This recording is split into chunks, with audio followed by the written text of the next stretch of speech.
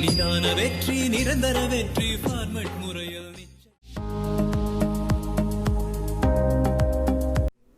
Format numerology YouTube நேயர்கள் அனைவருக்கும் சகோதர சகோதரிகளே என் இனிதான காலை வணக்கங்கள். உங்களது பிறந்த தேதியில் உள்ள எண்கள் பவர்லெஸ்ஸாக இருந்தால் என்ன செய்யலாம் என்றால், உங்களுடைய பெயரை பவர்ஃபுல்லாக வைத்துக் கொள்ளுங்கள். உங்களுடைய பிறந்த தேதியிலுடைய எண்கள் பவர்லெஸ்ஸாக இருக்கும் பட்சத்தில் அது பிறந்த தேதியை நாம் ஒன்றும் மாற்ற முடியாது. அப்பொழுது பெயரில் பவர்ஃபுல்லாக வைத்துக்கொண்டால் காம்பன்சேட் ஆகிரும். இப்போது உதாரணத்துக்கு உங்களுடைய பிறந்த தேதி 15ஆம் தேதி என்று வைத்துக் கொள்ளுங்கள். 15, 24, 6. இதனுடைய ஆர்ஸ் பவர் என்ன? அது இயற்கையிலே அதுக்கு 10,000 ஆர்ஸ் பவர். நீங்கள் பெயரை நியூமராலஜி படி வைத்தால் இதனுடைய ஆர்ஸ் பவர் 10,000லேருந்து 10 லட்சமாக மாறும். இதுதான் நியூமராலஜிக்கு உண்டான சக்தி.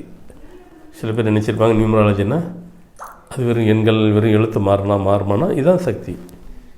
இதுதான் அதனுடைய லாஜிக்கு, இதுதான் அதனுடைய கான்செப்ட். இப்போ புரிஞ்சிருக்கும்.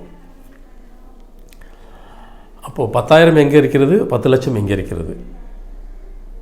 ஸோ அப்போது பெயரில் பவர்லெஸ்னா, தேதியில் பவர்லெஸ்னா பெயரில் 10 லட்சமாக பவர்ஃபுல்லாக வச்சுக்கும்போது மாறிவிடுது. ஸோ நிச்சயமாக இன்னைக்கு கொடுக்கப்பட்ட தகவல்கள் அனைவருக்கும் பயனுள்ளதாக இருக்குன்னு நினைக்கிறேன்.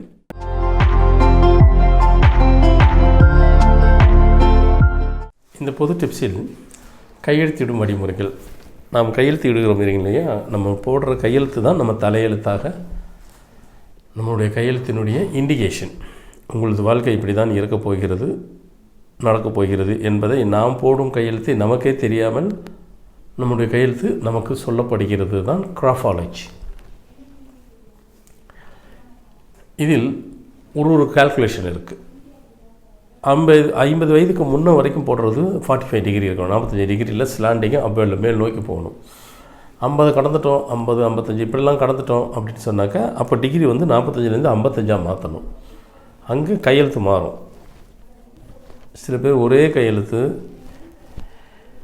கடைசி வரைக்கும் இருக்கணும்னுவாங்க. எப்படி இருக்கும்? எப்படி இருக்க முடியும்? ஸ்கூலில் போட்ட கையெழுத்தை இவர் கல்யாணம் ஆகி 2 குழந்தை இருக்குது, இப்பயும் அதே கையெழுத்து போடணும், எப்படி வரும்? ஸ்கூலில் படிக்கும்போது தச்ச சட்டை இப்போ போட்டால் வருமா? பத்துமா? அதெல்லாம் வராது. நான் நிறைய வெளிநாட்டுக்கு சுற்றியிருக்கிறேன்.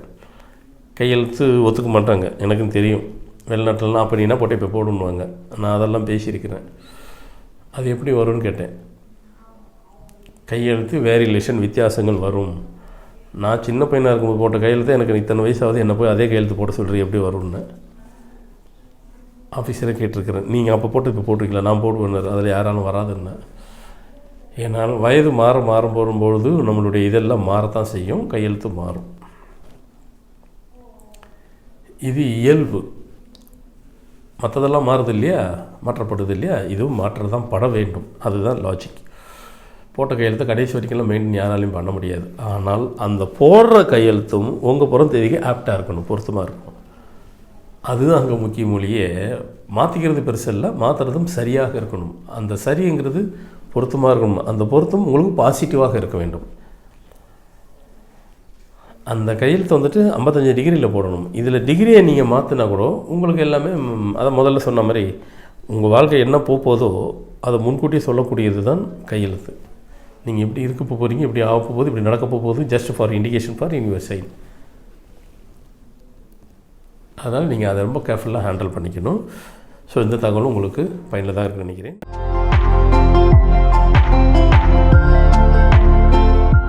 இந்த ஆன்மீக டிப்ஸில் நாம் சொல்ல போகிறது என்னவென்றால், நமக்கு இறைவனிடம் என்ன வேண்டுமோ அதை கேட்டு பெறுவதற்காக கோவிலுக்கு செல்கிறோம். அப்படி செல்லும் போகும்போது இறைவனிடத்தில் நமக்கு எந்த நேரத்தில் எப்போ கிடைக்கின்றது ஒன்று கணக்கு இருக்குது. இப்போது சப்போஸ் ஒருத்தருக்கு வந்து தான் ஒரு வேண்டுதலை வச்சு அதை பெறணும், அந்த வேண்டுதலை வெற்றி பெறணும், சக்ஸஸ் பெறணும். அப்படி என்றால் அவர்கள் போக வேண்டிய நேரம் உச்சிக்கால நேரத்தில் தான் போகணும். அப்போ போயிட்டு தான் இறைவனை கும்பிட்டுட்டு அவர்கிட்ட கோரிக்கை வச்சுட்டு சங்கல்பம் வச்சுட்டு ஒரு வளம் வரும்போது அப்பொழுது கிடைக்கும். இவர்களுக்கு தேவை இவர்கள் கோரிக்கை வைத்து நிறைவேறும். அப்படி இருக்கும்போது இதற்காக இவர்கள் தினமும் காலமுறை போய் சென்று வந்தால் அப்போ அது நடக்காது. காலம்பர நேரத்தில் நீங்கள் ரொம்ப எள்ளியாக போய் சுற்றிட்டு வந்தீங்கன்னு சொன்னாக்கா அப்போ வந்துட்டு உடல் கோளாறு இருந்தால் அது சரியாகும். இவங்க ஒரு கோரிக்கை வச்சுருப்பாங்க, ஆனால் அது சரியாகாது. காலம்பர பண்ணாங்க இல்லையா, உடல் கோளாறு இருக்கும்போது அது சரியாயிருச்சு. அப்போ இறைவா அதை சரி பண்ணிவிட்டு நான் கேட்டது கிடைக்கலன்னுவாங்க.